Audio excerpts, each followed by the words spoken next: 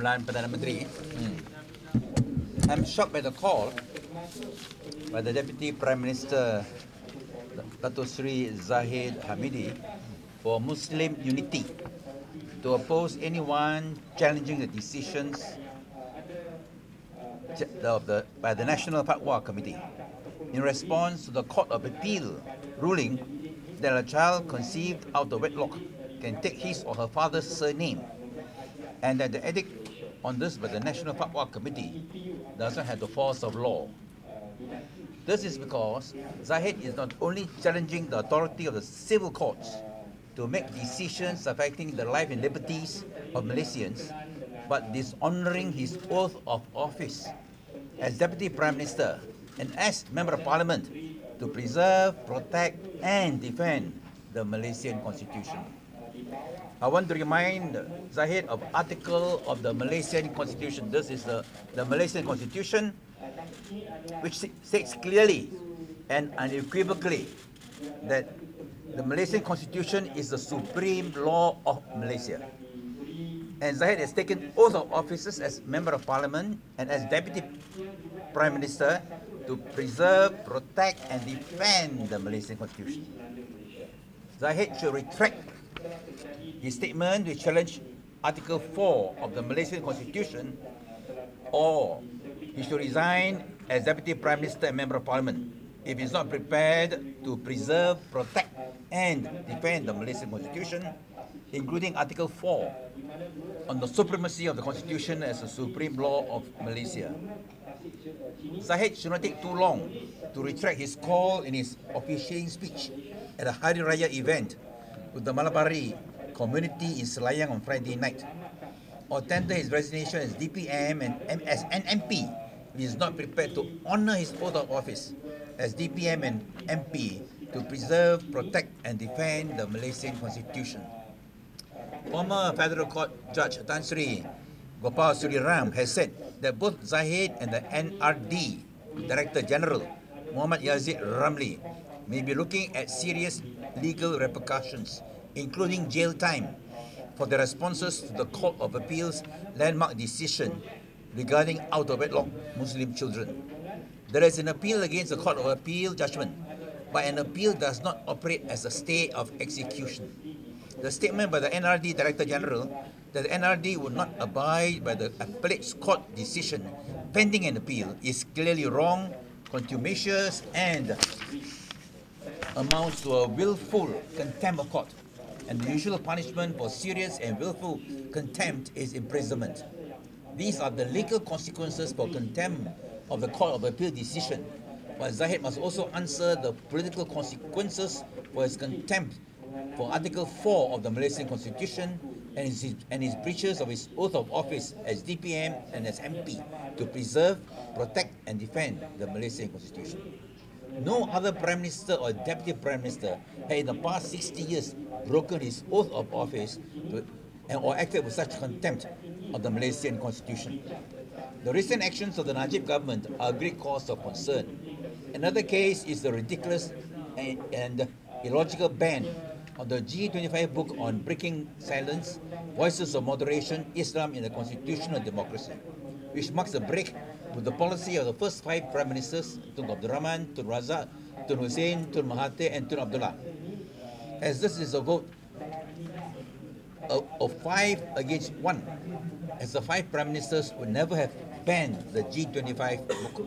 In fact, if you take into account the 10 Deputy Prime Ministers since Merdeka, in 1957, the 2nd to 6 PMs, and the 2nd to 6 PMs, together with Tun Ismail, Tun Musa Hitam, Dato Sri Anwar Ibrahim, Tun Ghaffar, and Zahid himself, the voting will be 8 to 2 versus 2, as Tun Ismail, Tun Musa, Dato Sri Anwar, and Tun Ghaffar would not have supported the ban of the G25 book.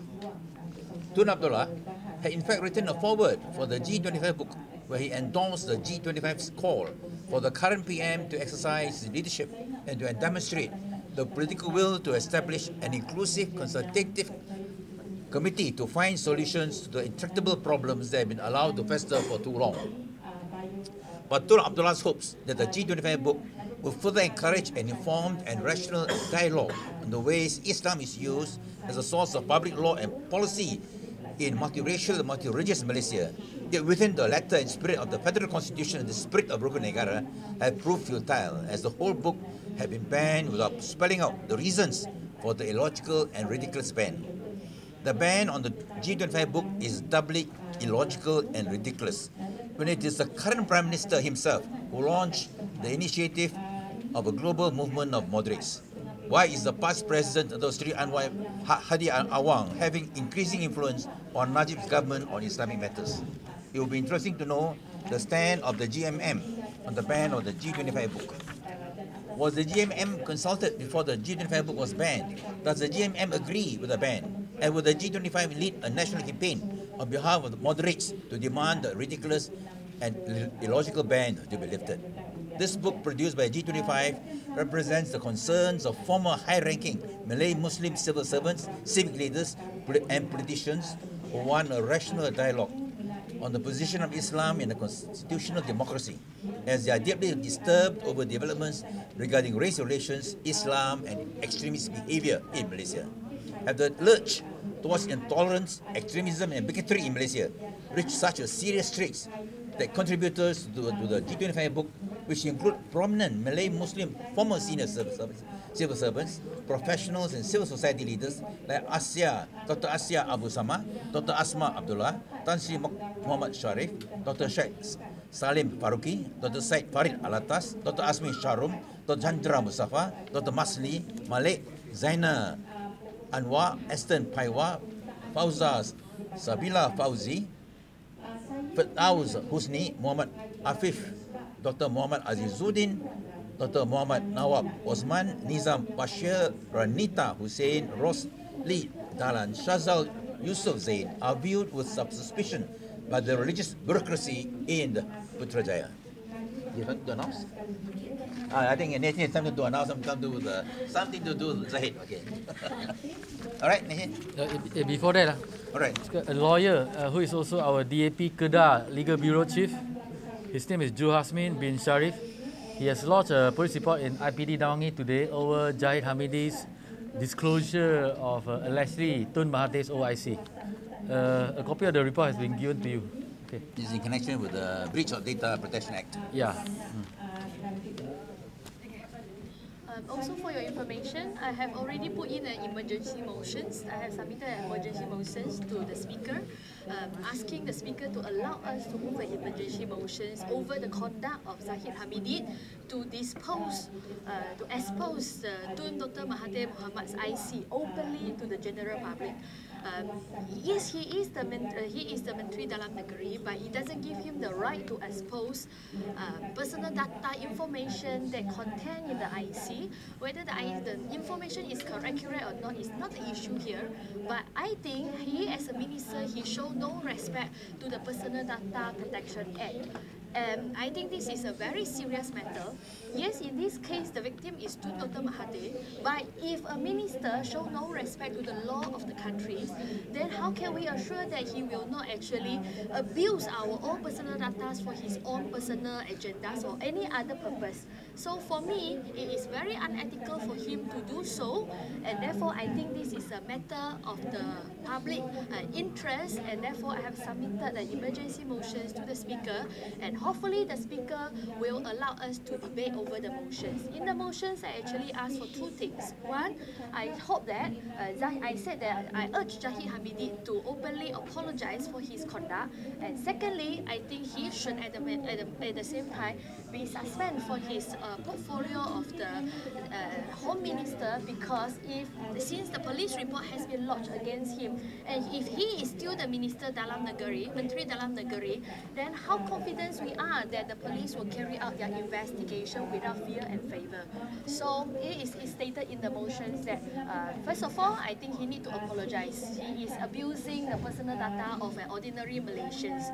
And secondly, I think he needs to be suspended from his portfolio as the Home Minister, so that the police can carry out a thorough investigation and impartial investigation without fear and favor.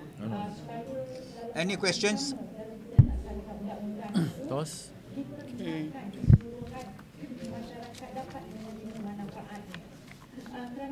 No questions? Thank you very much. Gorbin is on the way. He has something to speak to you about. Wait for him. Police report? Anyone? Police report? Order 80 motion. Lagi.